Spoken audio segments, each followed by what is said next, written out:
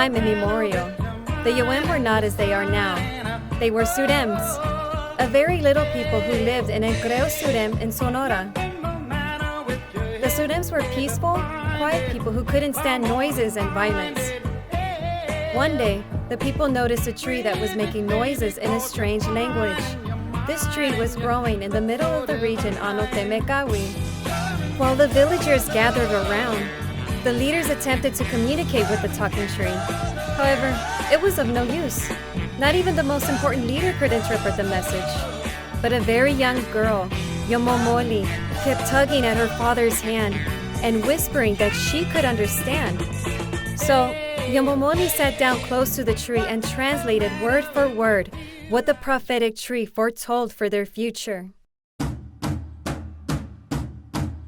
The spirits warned of the coming of the white man with armor and new weapons. It told of the coming of much strife and bloodshed against these intruders and others, and of much suffering for a long time among the Surems.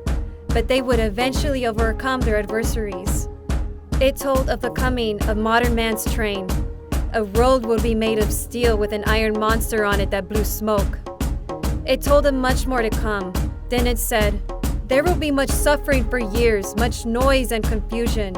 You must decide what to do. For those among you who cannot stand noise, you have a choice of leaving if you do not want to face such a future." So, the Surems divided into two parties, and those who could not stand such a future walked away. Those Surems who stayed eventually grew taller and changed into the Yoemes as they are now. They were strong enough to fight off the Spanish when the time came. That time came in 1533. They came in contact with the Spanish at the Yaqui River. They asked them, "Yaqui," which means, "Do you speak?" They thought we were saying our name was Yaqui. So then that translated into our name now. But traditionally, our name is Yoem. Our people fought. They're very protective of our land, and within hours of contact with the Spanish, they banded together, having 7,000 people who came and fought. The conflict with the Spanish colonists lasted for over 400 years. And then later we fought with the Mexican Republic, a period known as the Yaqui Wars, which ended in 1929. After hundreds of years, the Yoemes had to make a choice, to stay or leave. The ones who stayed caught diseases or they were captured and used as slaves. There are stories of people who were prisoners who were sent to Yucatan, and they walked all the way back to Tucson for their freedom. The Yoemes are one of the tribes who were never conquered and fought the longest against the Spanish.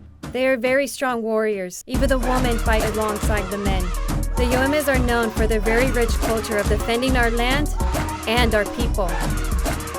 The wars drove many Yoemes north of Mexico and into Arizona. The Yoemes were well accustomed to the many parts of North America. They roamed extensively in pre-Columbian times and sometimes settled among other native groups, like the Zunis. For all indigenous people across the Americas, after contact with Christopher Columbus and the Spanish, violent history of genocide sparked. They brought diseases, genocide, slavery, racism, and exploitation to the native communities, therefore disseminating the population and creating lasting trauma still affecting indigenous people today. They tortured and raped many. During the years of Columbus's invasion, thousands of indigenous peoples committed suicide in order to escape his brutality. In 1880, the U.S. government funded residential schools that were run by priests and nuns. The purpose of these schools was to educate and convert native children and to assimilate them. As they said, kill the Indian and save the man. This year, 2021, they discovered unmarked graves. The first one was found in Canada of 215 bodies of children. These numbers have risen, now in the thousands, and still counting. The top death for Indigenous women and children is murder. That sparked and created the movement that is known as Missing and Murdered Indigenous Women and Children.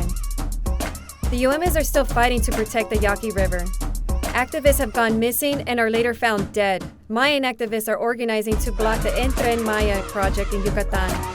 The Mayan train would desecrate the natural ecosystem and only benefit the tourism industry. Natives from Brazil have organized the largest protest against Brazil's president.